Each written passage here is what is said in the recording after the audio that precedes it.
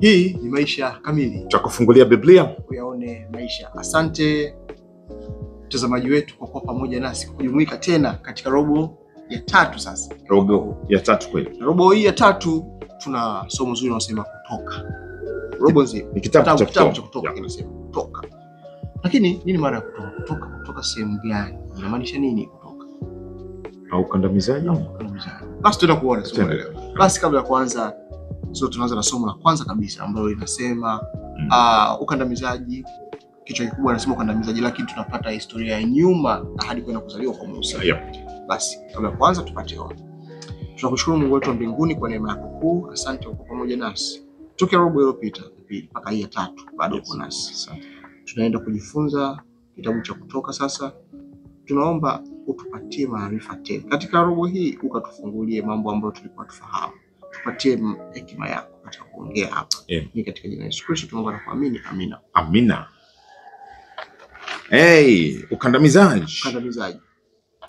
Hiki kitabu cha Kutoka kimekuwa kikiamsha mashairi, nyimbo, simulizi kuu za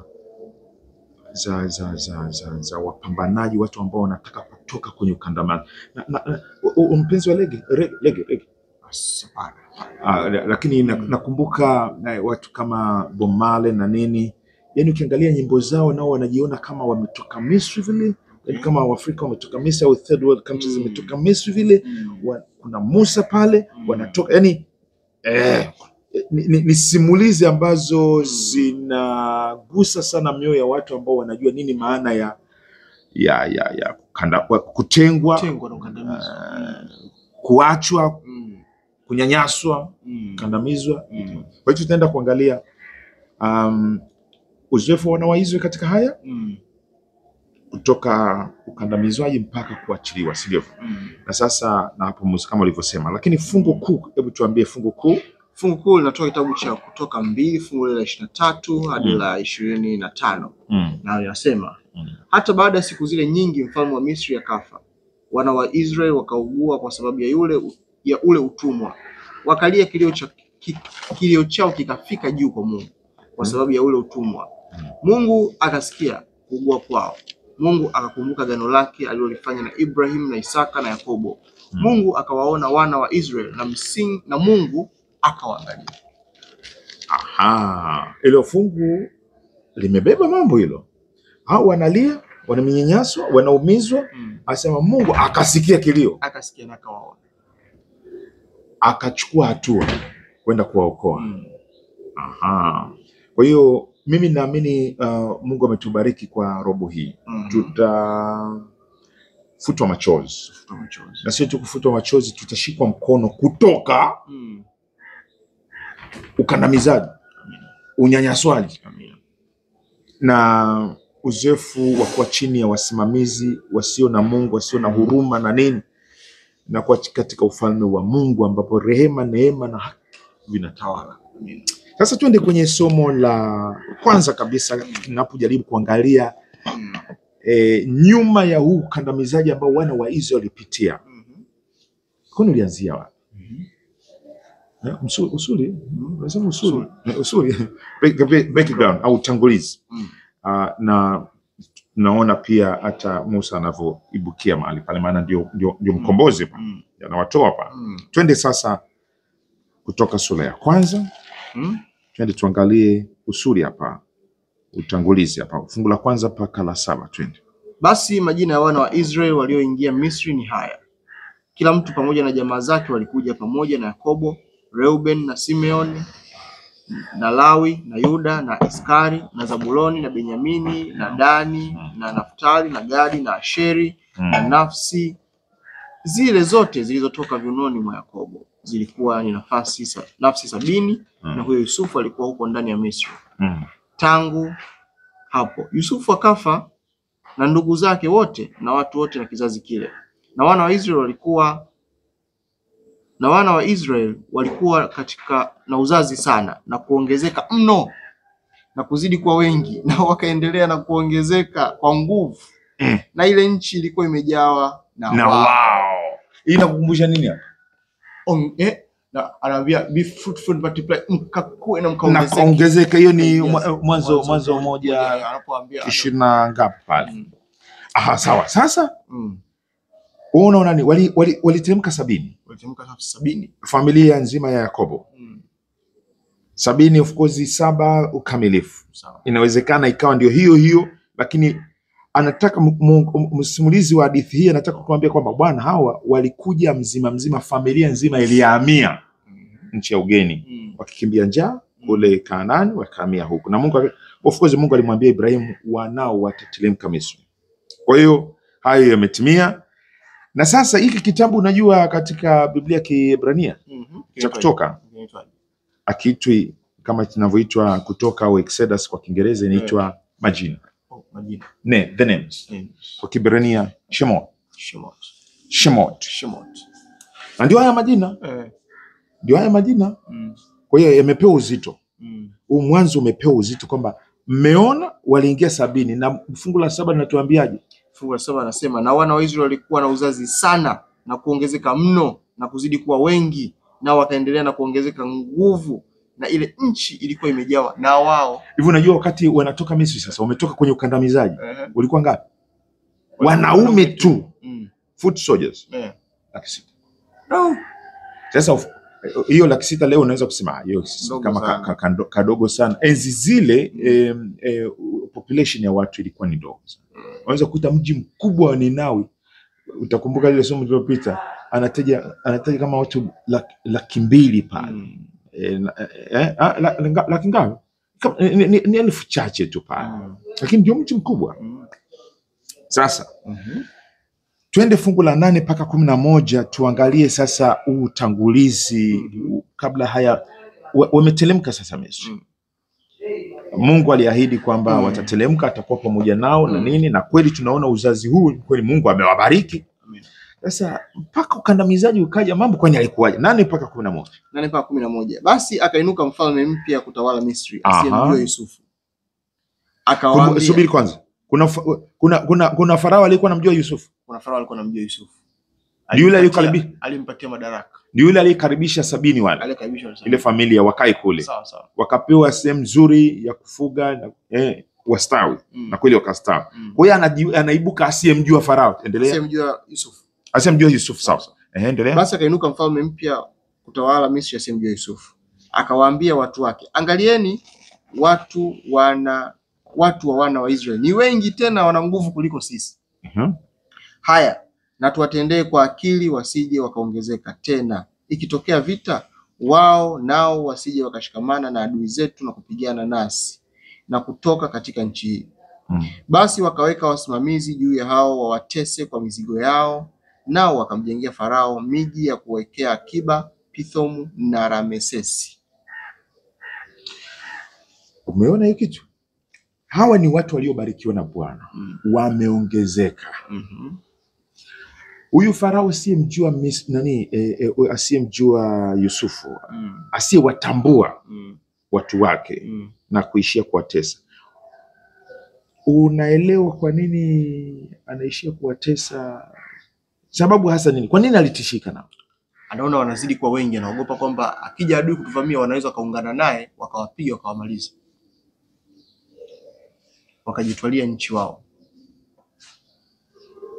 Yule aliyemjua Yusufu alisemaje? Tumpate wapi mtu kama huyu Yusufu, mwenye roho wa Mungu ndani yake, kwamba huyu atakuwa ni wa savior, sio tishio la usalama wa nchi. Yaani kwamba huyu tena nampa ufalme wote na atakuwa tu wa pili kwangu. Akampatia heshima na nini, na taifa lilistawi sana. Sio tu kwamba wao waliongezeka, walikuwa ndio ilikuwa ni kapu la chakula la ulimwengu wakati ule. The super power of that time. Kwa sababu waliamua kuwabariki wana wa Ibrahimu. Sasa huyu amfahamu nani? Anaona wamekuwa wengi. Alafu anasema hawa ni tishio. Umeona siri ya uovu? Umeona jinsi mara nyingi mateso yetu mara nyingine yanavyotokea? Yani mtu anashangaa anakuchukia au akutambui. Kumbe ni kwa sababu ya mibaraka ulionayo. Asema wamekuwa wengi.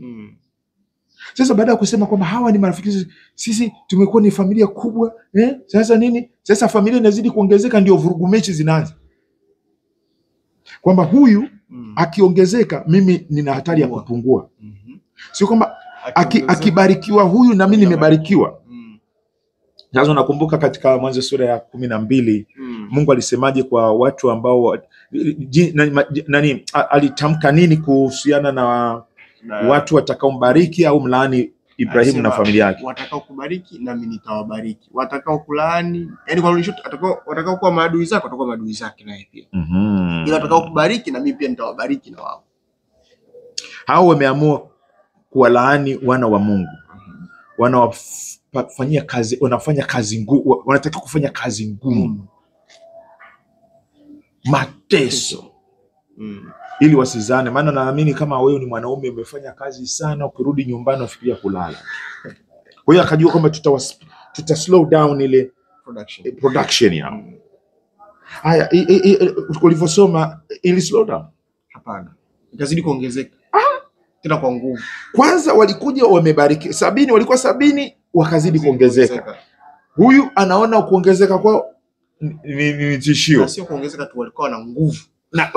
Walikuwa na nguvu. Haya, anazidi kuwa slow down au anazidi kufanyaje? Anazidi kwa multiply. Umeiona hiyo pattern? Hii inatia moyo Itimo. Inatia moyo sana. Wakati wanachofikiria kukushusha, Mungu ndio anakupanda, kukupandisha. Wanafikiria kukudhoofisha, ndio unazidi kuwa na nguvu. Amina. Kwa hiyo kumbe usiogope mafarao eti. Kuna kuogopa. Ndio wanatufanya tu na misuri zaidi eti. Wanatufanya tu na nguvu zaidi.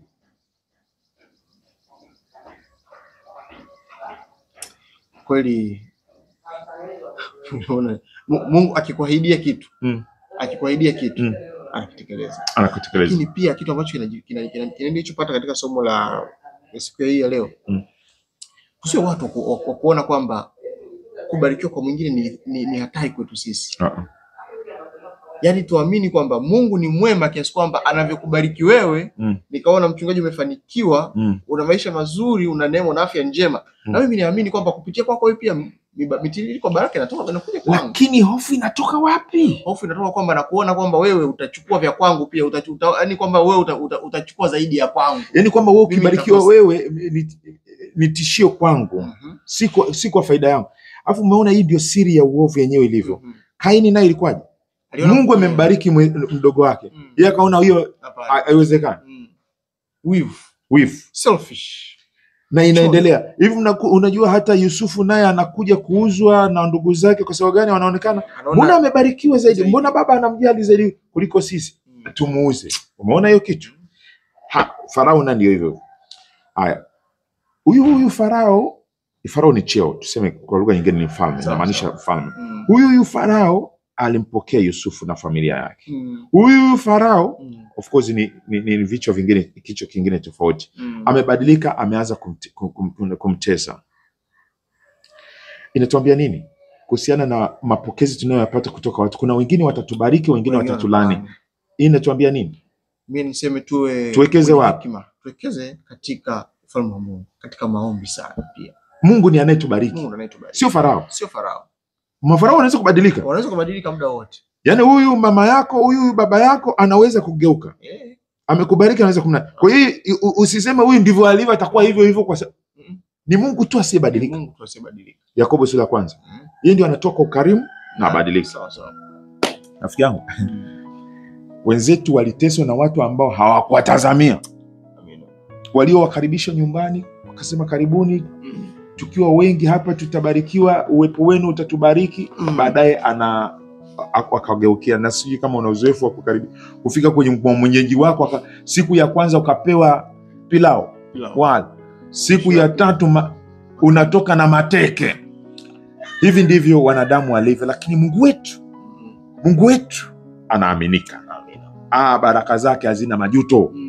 Hawezi kugeuza kibao.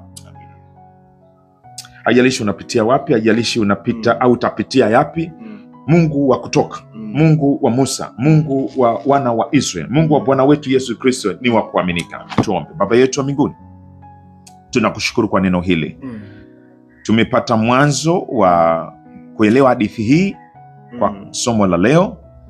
Tumeanza kuelewa jinsi ambavyo uovu unavyofanya kazi, lakini wewe unavyokabiliana na uovu. Amen. Sisi hatutakuwa defined, ainishwa na uovu. Mibaraka yako iko pamoja nasi. Nenda nasi basi wiki hii na katika masomo haya na katika mapito yetu, haijalishi tunakutana na wasimamizi wa namna gani. Tunaomba ukatupe kuongezeka na hata msikilizaji wetu. Ni katika jina la Yesu, mpaka kesho tutakapotuleta tena. Amina. Amina. Asante sana ndugu mtazamaji, leo ulikuwa pamoja nami Arnold Rubinza, nami Enos Makalindile. Kesho pia tuna somo zuri, siku ya Jumatatu. Sasa tunafika siku ya Jumatatu, somo jingine zuri katika hii lesson yetu ya Kutoka. Nasema utangulizi wa kihistoria. Utangulizi wa kihistoria. Kumbuka tumesema somo letu la wiki hii linasema ukandamizaji. Yeah. Lakini pia tutaangalia utangulizi hadi kwenda kuzaliwa kwa Musa. Basi karibu sana ili maisha kamili hapa Dar es Salaam, Temboni, Tanzania. Karibu. Amen.